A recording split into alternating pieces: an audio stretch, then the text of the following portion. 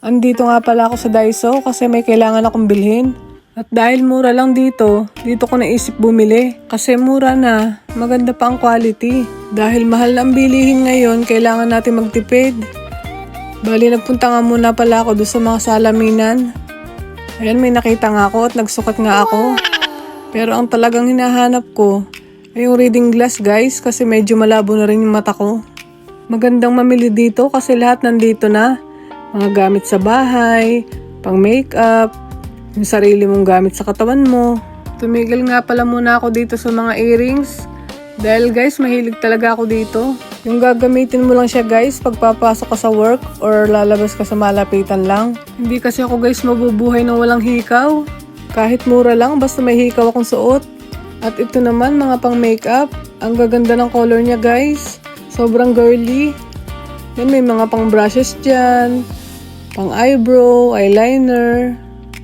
Kasi ito guys, ang cute nung baso nila. Iba-ibang kulay. Dito talaga guys, ang dami mong mabibili, mga gamit sa bahay. Yung kung nakikita nyo guys, ang daming mga plato, yung mga sulyaw. Iba't ibang kulay niya na pwede nyong gamitin kapag may okasyon. Kahit itong hanger nila guys, ang cute-cute.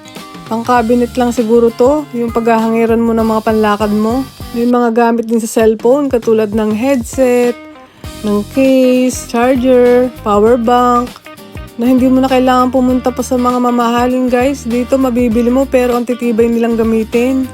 Kasi dito guys sa Japan kahit mura lang matibay. Pero ito talaga guys ang dinaya ko dito, yung pang support sa tuhod. Tsaka yung sa sakong guys, sa loob ng sapatos ilalagay mo para hindi sumakit yung sakong mo. Kasi mahaba yung oras ng trabaho ko, sobrang sakit na ng paa ko. At yan, marami ring laruan ng mga bata, pwede mong pang regalo sa birthday, sa Christmas. Pero sa murang halaga lang guys, kung may papadala mo lang kaagad sa Pilipinas, ang sarap magpadala. At may mga chichirya din nga pala dito guys. Yan, may nuts, may mga snack, may chocolate.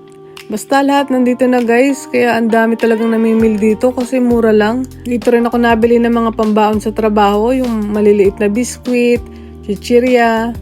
At ayan nga guys, magbabayad na tayo. Nabili ko na rin pala yung mga kailangan kong bilhin. At kailangan ko na rin umuwi kasi gabi na. May pasok na naman bukas. At ayan nga guys, pinapansya na nung cashier yung ating binili. Sa halagang 200 pesos guys, ang dami ko nang nabili. Yun lang guys. Thank you for watching.